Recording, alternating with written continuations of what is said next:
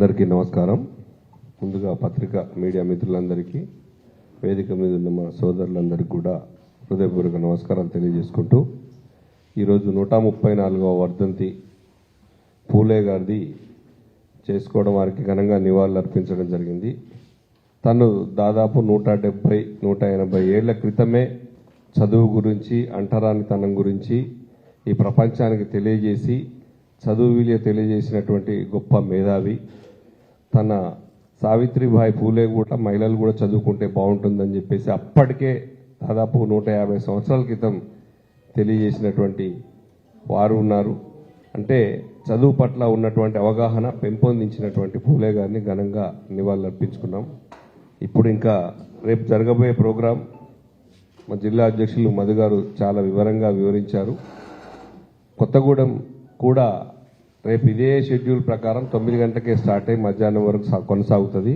అక్కడ కూడా అక్కడ ఉన్నటువంటి 5 నియోజకవర్గాల ప్రజలు, ప్రజాప్రతినిధులు, నాయకులు అందరూ కూడా స్వయంగా తరలి వస్తున్నారు. రేపు జరగబోయే దీక్షా దివస్ ఇక్కడ ఖమ్మం జిల్లా తొలి మలి దశ ఉద్యమాల నుంచే బ్రహ్మాండంగా ఇక్కడి నుంచి ఉద్యమానికి ఊపిరి పోసిందే ఖమ్మం జిల్లా. 2009 నవంబర్ 29వ నాడు మరొకసారి దీక్ష గట్టిగా తీసుకుంటే తెలంగాణ వచ్చుడో కేసీఆర్ చచ్చుడో అనే నినాదం తీసుకొని ఉద్యమాన్ని చివరిగా తన ఉన్నా పోయినా పర్వాలేదు తెలంగాణ సాధించాలనే అంకుటిత దీక్షతో ముందుకు తరలినటువంటి ఆ రోజుని సరిగ్గా 15 ఏళ్ల క్రితం స్టార్ట్ అయిన ఆ రోజుని రేపు తలుచుకుంటూ 10 ఏళ్ల తర్వాత ఆ దీక్షా దివస్ తీసుకున్న తర్వాత 2014లో తెలంగాణ సాధించి బంగారు తెలంగాణ తెచ్చుకున్నాం, బంగారు తెలంగాణ సాధించుకున్నాం, చాలా మార్పు తెచ్చుకున్నాం. 70 ఏళ్లలో సాధించని కార్యక్రమాలన్నీ కూడా సాధించుకున్నాం. 70 ఏళ్ల కోరిక తీర్చినటువంటి కేసీఆర్ గారు వారి ఉద్యమాన్ని మధు గారు చెప్పినట్టు ఈ తరానికి, కొత్త తరం పిల్లలకు తెలియజేయాలనే ఉద్దేశం ఒకటి. ఈ దీక్ష ఎంత కష్టపడి చేస్తే దీక్ష వల్ల వచ్చిందో తెలంగాణ, ఈ తెచ్చిన తెలంగాణను ఇప్పుడున్నటువంటి ప్రభుత్వం ఎంత ఆగమాగం చేస్తుందో దాన్ని తెలియజేయడమే. ప్రజలకు అది కూడా అర్థం కావాలి.